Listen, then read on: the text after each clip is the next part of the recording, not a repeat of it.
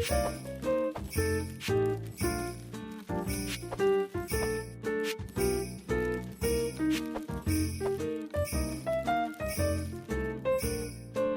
everyone, it's Nikki and welcome back to Live a Little, your cozy corner of the internet where we talk about all of the in-between bits of life, the messy, unpolished, unfiltered and honest parts, especially when you don't necessarily feel like you have a person to share those with, all judgment-free. So today is Christmas, so if you're watching this on Christmas, I'll be home for Christmas.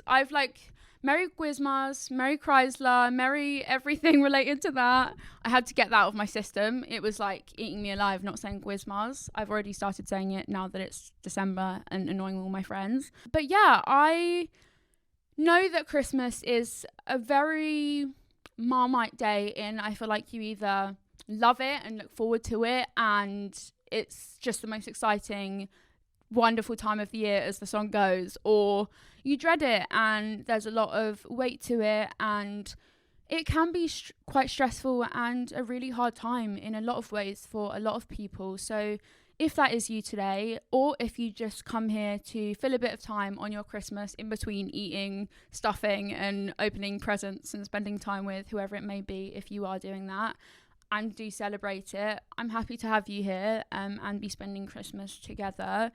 But yeah, I kind of just wanted to talk about the two sides of Christmas and my perspective on it as a time of year, really. Bit of context, growing up, I absolutely loved Christmas. It was my shit. It was my time of year. I had like the Santa tracker on. There was this thing on Google where you could track where Santa was in the world. It was like, Santa is now in Russia. Santa is now in Japan. And I remember refreshing it literally every second to like see where Santa was on the GPS tracker now.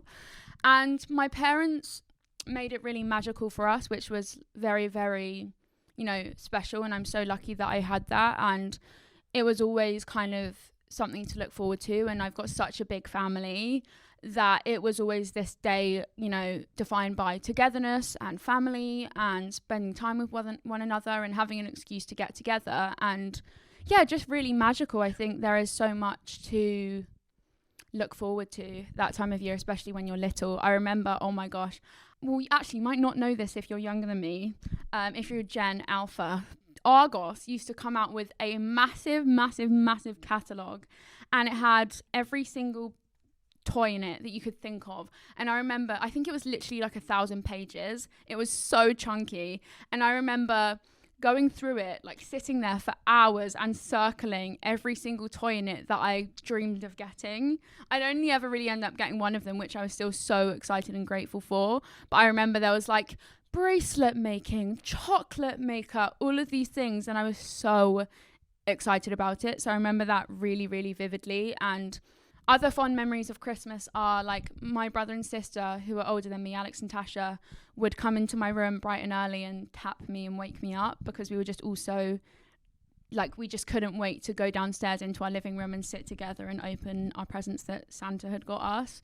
And I have vivid memories of helping my mum decorate our tree, and it was always something we would do together, me, my mum and my sister mainly, because my brother and dad just didn't want a part of it. It's just something that like they didn't care to do, but was such a thing that I looked forward to every year, is like unpacking the Christmas decorations that we'd got out of the loft and hanging them on our tree.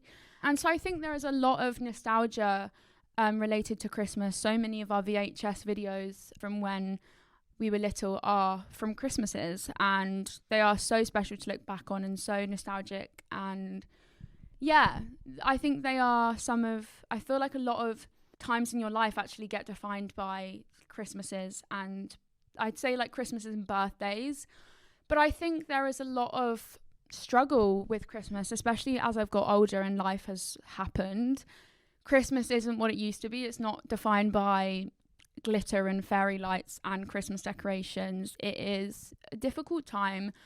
I've had quite a lot of health traumatic things happen to me around Christmas as well, and so when that started happening, I've spent 2 of my Christmas is actually like 2 years in a row in Christmas, unwell, and in actually really unwell situations and emergency situations, that I think from that point, the first one happened in 2010, and I think from that point I was like 8 years old, or no, I think I was younger. 2010, I can't do maths, but I was very young. Then a bit of the magic and the sparkle and the innocence of what Christmas is like in your childhood kind of got taken away from me. And that's not to say that then every year has been doom and gloom at Christmas ever since, but I definitely think there's this like drop in my stomach and like impending doom that I feel waves of as Christmas and the 25th gets closer, because I still am very kind of traumatized from some of the things that have happened to me around Christmas, and spending what should have been a day spent with family at home and that should be joyous and exciting, I've spent in a hospital bed. And yeah, I think it's like, you know, it's become a bit more complicated and bittersweet. And, you know, while this time of year can be magical for a lot of people, and for some it is their favourite time of year, for others it can be heavy, it can be lonely, it can be complicated, or just quietly hard. And so I just wanted to sort of talk about why times like Christmas, where it's kind of this forced joyfulness and this forced cheerfulness and this hyper like we need to be happy and this is just an amazing time of year, can actually be really damaging at times, especially if you aren't in that place. You know, whether you are grieving, or whether you maybe have lost your job and it's a harder time for you financially, or you don't have a great relationship with your family, or you're not well, or you've lost a loved one recently, whatever it may be, for whatever reason, or that you just don't really enjoy Christmas or even celebrate it, it can be a very difficult time of year. And I know that firsthand. And I think I kind of feel the same about Christmas as I do about my birthday. But what I would say is different is basically I don't like my birthday. And if you followed me for a while, you will know that I've been very open and outspoken about not enjoying my birthday as I've got older. I think there's this pressure on things like your birthday to be all smiles. You have to smile wider, laugh louder, talk more, just be more bouncy and happy and positive and cheerful.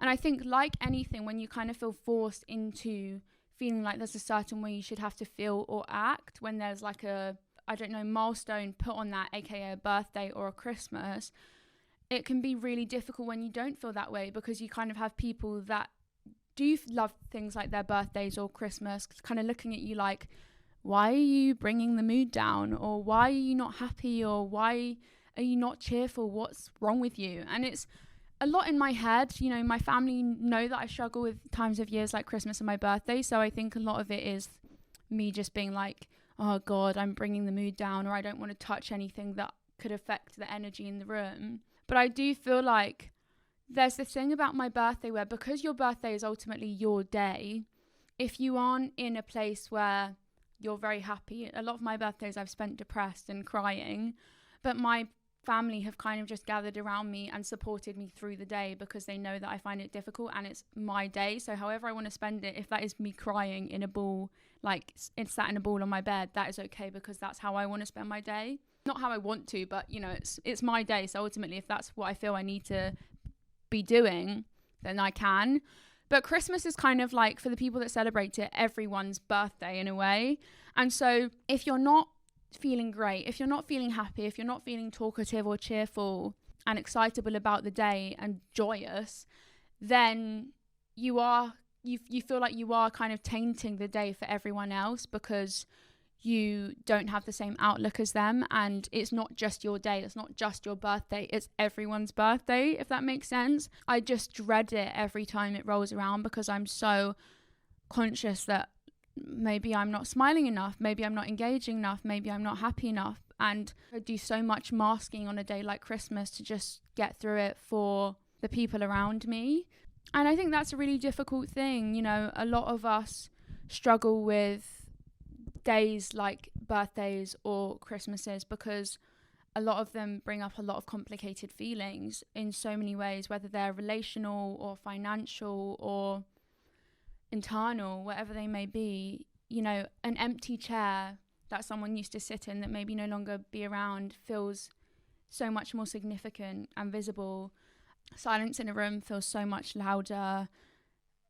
Anything like that feels so much bigger and vaster, and everything feels emptier, you know. And I think that is especially difficult because I think the people around you don't understand why you couldn't have the same outlook as them and why you aren't just jolly and merry. And Christmas doesn't feel merry for a lot of people, and if anything, it's the opposite. And so many people dread it, even if maybe you don't have a reason to dread it, as in maybe something hasn't happened. You feel like you still have to just seem okay, and it's such a difficult time. And I think, you know, there's such pressure and there's such expectation and this invisible rule that the day must feel a certain way.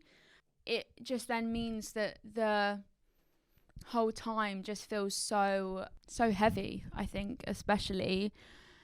And because it's so like represented in what's, you know, cookie cutter and a perfect Christmas, in like having matching pajamas with your family, or the adverts you see on TV, or I don't know, opening your calendar, or whatever it may be, that gap of not feeling that way feels so much bigger. That hole feels so much bigger. So if you're hurting, you know, you're seen to have to like smile anyway, or if you're exhausted, you have to essentially perform. And it's like you're sort of quietly being told, even if people aren't saying anything, but the way they look at you or the way that they act, that like, this day isn't about you, please don't bring down the mood. And you know what? I love everything that Christmas represents. I love that it is ultimately a day about family more than anything. I don't care about the presents. Being in each other's presence is the present, essentially.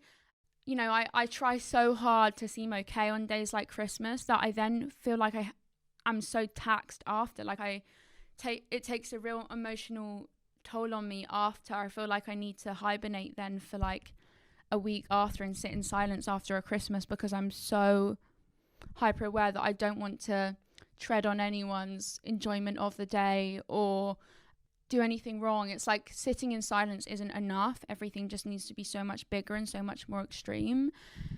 And that can be really difficult, especially when people just don't really understand.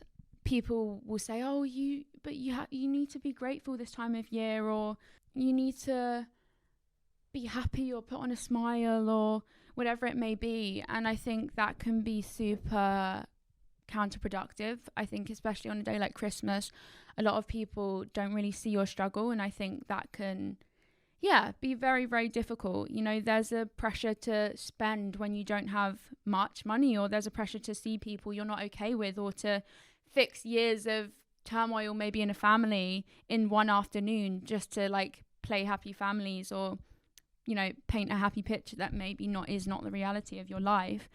And that is a lot to carry in one day. And Christmas brings so much stress in so many ways. You know, like I said, it is the relational stress, the emotional stress, the financial stress. And I try my best to enjoy it as much as I can, but I think I've almost had to make peace with the fact that days like my birthday and like Christmases will never be what they once were. And although that's rubbish, because I wish that I could look forward to days like that and not see them as a means of survival rather than sentimentality and enjoyment.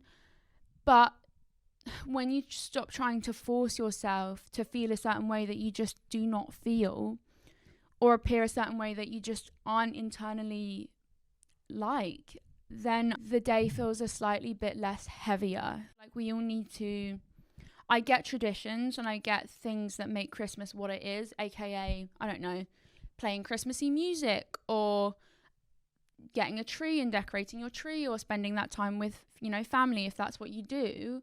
I do really believe that Christmas is not one size fits all, like anything celebratory.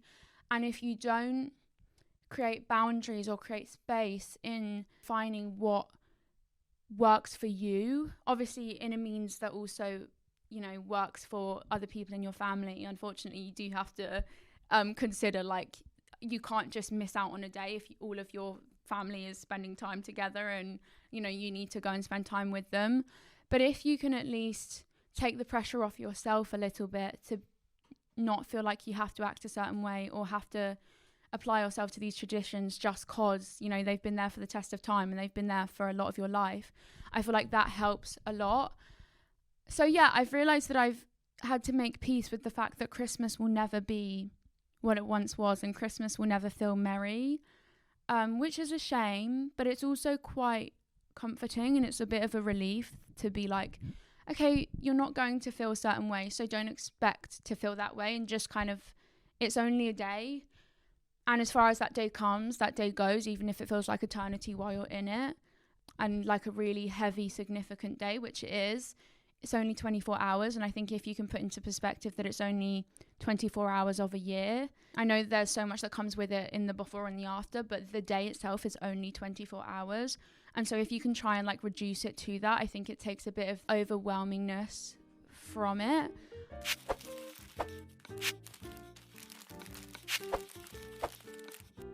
What I have learned is that though I, like I said, will never enjoy Christmas in the same way or much again, maybe, you know what, maybe in 20 years time I'll eat my words and I'll say I actually love Christmas now and I look forward to it.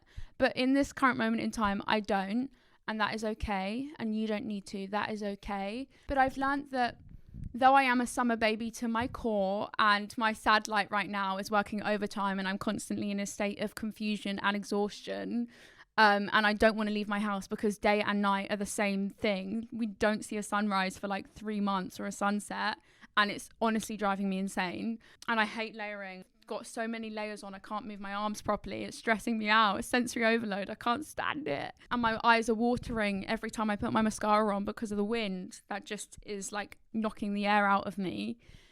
Equally, if you can do tiny things to, I hate the word romanticize, but like romanticize and enjoy winter as a season more, then that also takes a bit of the heaviness out of it. It could literally be, I don't know, lighting a candle that you love the smell of, or watching a film, or I don't know, doing more cozy activities with your loved ones. Like, for example, I have just got my first tree in my flat. My first tree ever. That it feels like such an adulting thing. And I've not bought the tree because I felt like I had to, or because it was a tradition, but I've bought it more for the sense of nostalgia that it gives me, and the, you know, lovely reminders I have from my childhood of decorating my tree at my family house with my family. But equally because I can invite my friends over to decorate the tree with me, and it can turn into like a positive experience. What I'm trying to do is, instead of trying to think or change my mindset about Christmas, which will never change in the near future, I can try and do tiny things to make winter as a season and the things associated with it, like Christmas, a little bit more light. And so one of those things is decorating my tree, not for anything, but to use it as a thing to do with my friends and to bring us together.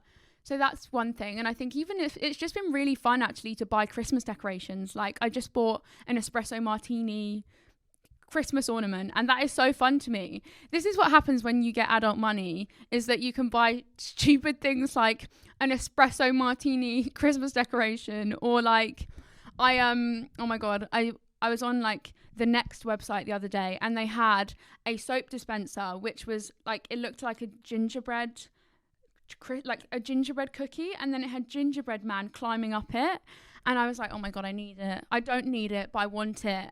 And so it's stuff like that where I'm like, this is the most stupid thing ever, but if it can make me look forward to the season a bit more, then so be it. A stupid gingerbread soap dispenser, that means, okay, every time I go into my bathroom and use it, it makes me feel a little bit more comforted or makes me smile, then that is all I can hope.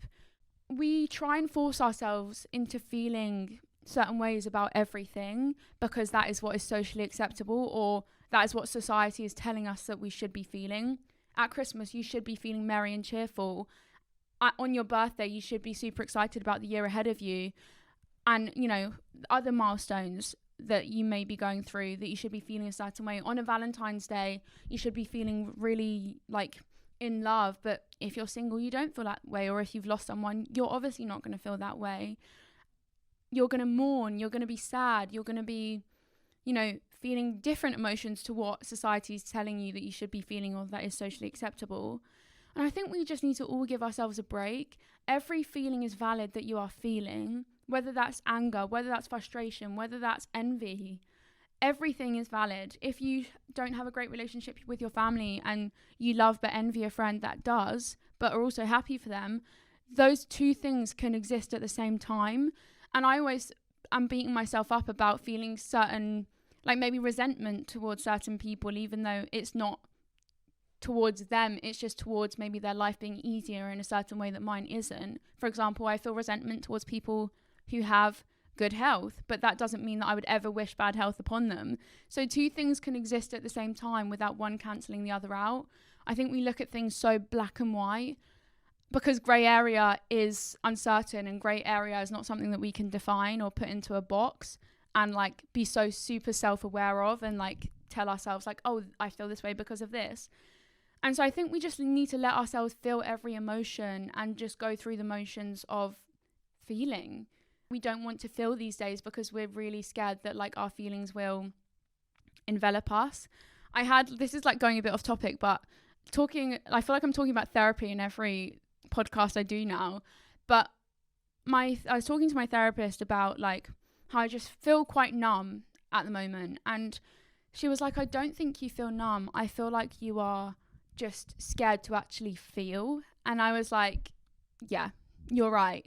And the big feeling underneath all of this is, for me, sadness in a lot of different ways. Sadness, like, for lots of different reasons. And I said, I'm so worried about truly giving into feeling sad because I'm scared this sadness will like take over me and I'll never be able to pull myself out of it.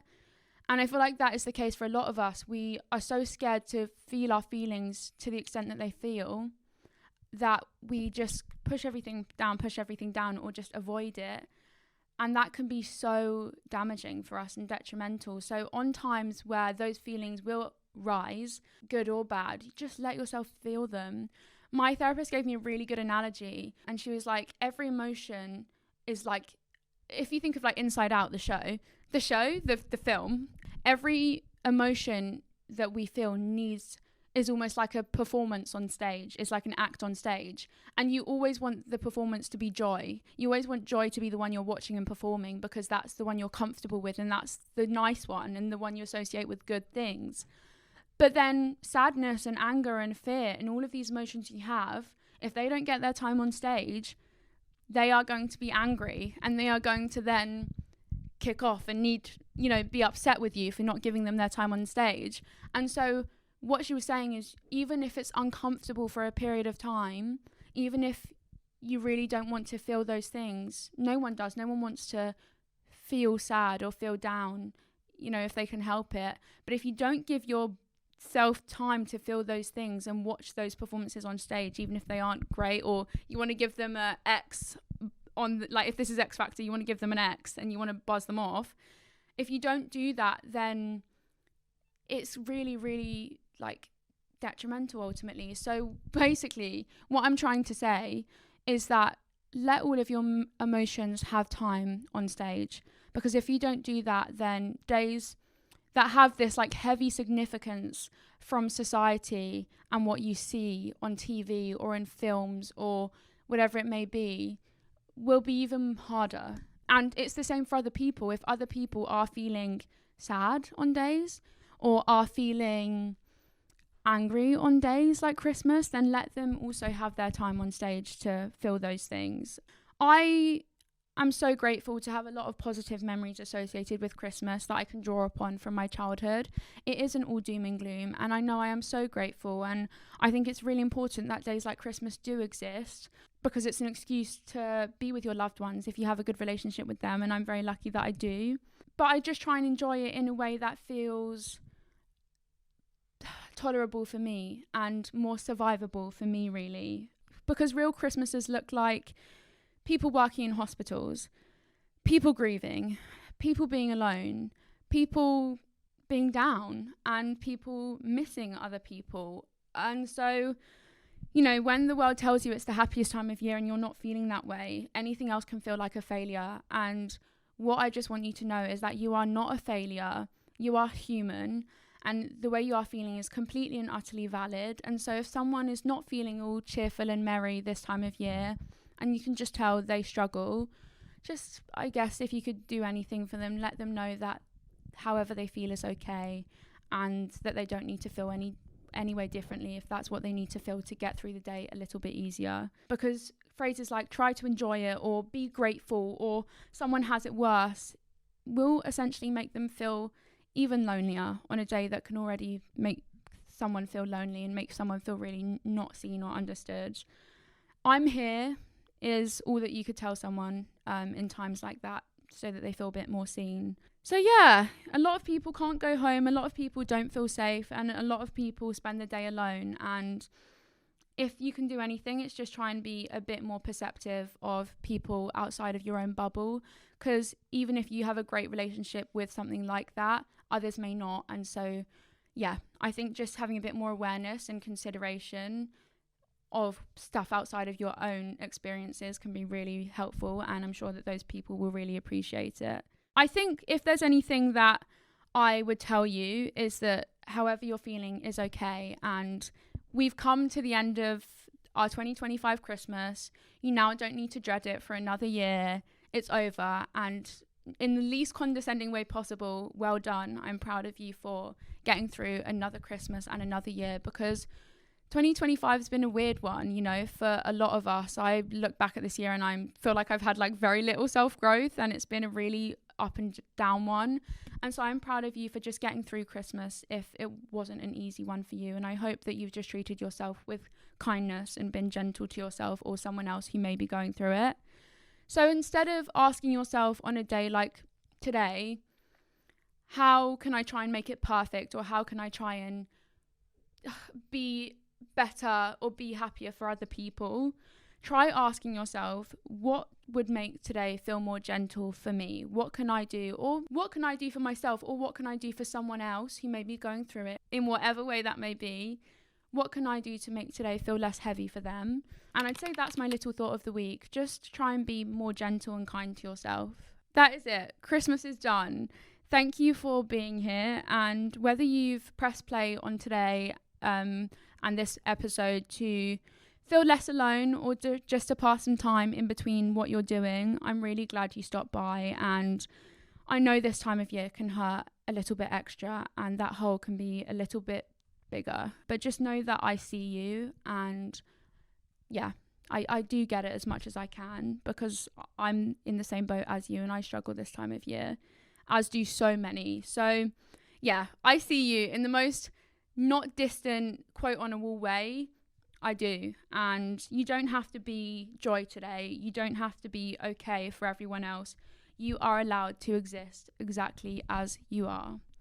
So until next time, please be kind to yourself as always, and live a little.